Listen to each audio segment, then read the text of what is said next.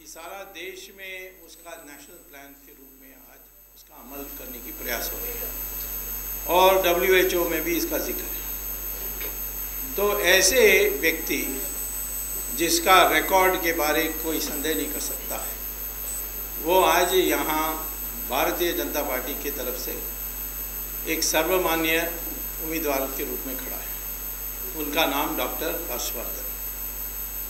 और इस मैदान में कांग्रेस और मीडिया के अनुसार एक आम पार्टी भी है। एक आम पार्टी का शॉर्ट में आप कहते हैं ना, AAP, एक बाप पार्टी भी है। थोड़े दिन में पाप पार्टी भी होगा।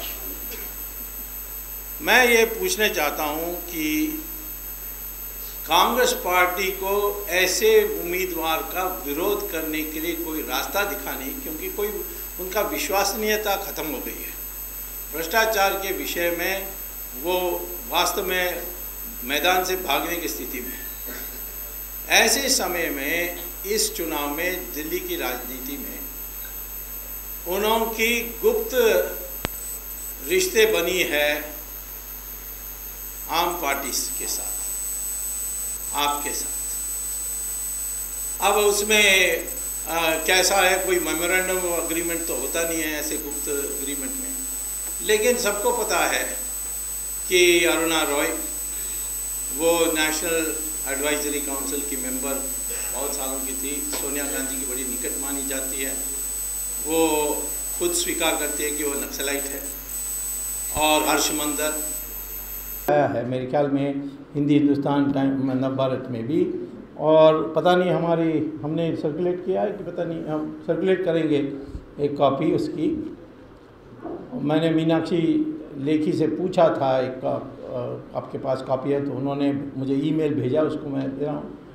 तो यहाँ कौन सी बात है जो देश की अखंडता को शपथ लेनी होती है, MLA के लिए भी, MP के लिए भी, मिनिस्टर और प्राइम मिनिस्टर और चीफ मिनिस्टर को तो छोड़िए, पर एक सदस्य बनने के लिए भी एक शपथ लेनी होती है। वहाँ आप अखंडता की बात कर रहे हैं, तो इससे सारे पब्लिक को सावधान हो जाना चाहिए।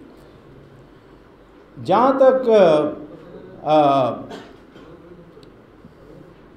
नक्सलाइट्स हैं, माओइस्ट हैं, उनको छुड़वाने के लिए सबसे अग्रसर है वो विनायक रॉय। उसको बाहर निकालने के लिए कितना प्रयास किए लोगों ने। और ऐसे समय में जब अन्ना हजारे कहते हैं कि मैं नहीं समर्थन दे सकता हूँ, तो इससे लोगों को सोचना चाहिए कि क्या बात है। मेन बात जो कहते हैं कि केजरीवाल झाड़ू लगाएगा और सब गंदगी को साफ कर देगा। अब इसमें भी हम लोगों को संदेह है, क्योंकि उन्होंने उनके बारे मेल टुडे में, मैंने उसका एक इंटरनेट से डाउनलोड करके सर्कुलेट करने के लिए कहा। उन्होंने उनका जो कोई ट्रस्ट है, पब्लिक ट्रस्ट ऐसा कुछ है, उसमें दुनिया भर की स्टेटों जिनको गाली देते हैं उनका डोनेशन है।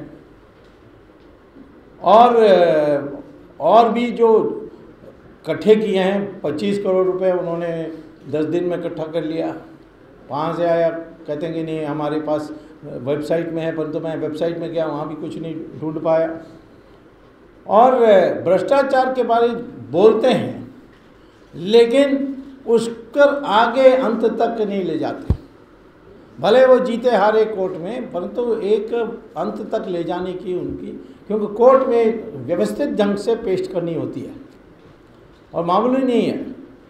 प्रेस कॉन्फ्रेंस में आप कह सकते हैं आप लोग थोड़े उदारवादी लोग हैं, आप जो भी कुछ बोलेगा उसको छाप देते हैं, लेकिन कोर्ट में तो आपको बिल्कुल स्ट्रिक्ट होना पड़ता है। एक भी कोर्ट केस उन्होंने डाल दिया। वड्रा के लिए जो भी उन्होंने कहा वो पहले से आ गई थी। मैंने ही खुद प्रेस कॉन्फ्रेंस करके दिया था। मैंने कोर्ट में जाने से उसमें देरी की, क्योंकि वड्रा और प्रियंका का झगड़ा चल रहा था और मैं देख रहा था कि भाई मैं वड्रा को समाप्त करूंगा तो सोनिया गांधी खुश हो जाएगी, तो जिसके लिए सोनिया गांधी खुश होती है उसको मैं कभी नहीं करूंगा। तो इसलिए इसको अभी जाने दो, ये छोटा मगरमच्छ है, बड़ा मगरमच्छ को पहले पकड़ लें। लेकिन उन्होंने जो प्रेस कॉन्फ्रेंस अभी की थी कॉन्स्टिट्यूशन क्लब में, उसमें पहला वाक्य उन्होंने ये कहा कि मैंने जो भी छानबीन की उसमें सोनिया गांधी और प्रियंका गांधी का नाम नहीं आता है, यानी वो निर्दोष है। इसके माने कि वड्रा कोई एक अपना उसका अलग से अस्तित्व है, ये कोई मान सकता है? तो इसके माने जिस समय वो बोले थे तब तो झगड़ा चल रही थी वड्रा और गांधी परिवार के बीच में प्रॉपर्टी डिस्ट्रीब्यूशन में। अब तो वड्रा जाकर बैठ गया दुबई में, उसका बहुत शानदार घर है, कभी आप लोगों को ले जाने के लिए कहना चाहिए। और वहाँ मैंने सुना है कि उसने अप्लाई भी किया है कि परमानेंट रेजिडेंट स्टेटस के लिए, तो पता नहीं क्या हो रहा है वहाँ उसके। बट मैं ये कहता हूँ कि इतना बड़ा घोटाला इसको आपने कोर्ट में पेश नहीं किया, और भी को जो भी है जिसको अंग्रेजी में कहते हैं शूट एंड स्कूट, गोली मारो फिर भागो, हिट एंड रन, ये स्ट्रैटेजी उसने अपनाई है। और ये मैं समझता हूँ कि ना भ्रष्टाचार पर इनकी नीयत साफ है, ना देश की अखंडता पर उनकी नीयत साफ है, ना उनकी निजी जो व्यवहार है उसमें उनकी नीयत साफ है कि जो जिस तरीके से वो जाकर बटला का मामले में हस्तक्षेप करते हैं, और अभी जाकर वो जो मौलाना एक्सट्रीमिस्ट है जिसने एक महिला जो अपनी की रक्षा नहीं कर सकती है, वो क्या तस्लीमा नसरीन, उसका गला काटोगे तो मैं 5 लाख रुपया दूंगा, और बुश का हत्या करोगे तो 1 करोड़ रुपया। तो इस तरीके की भाषा जिसने बोला उसको इन्होंने ये ऐसा किया है।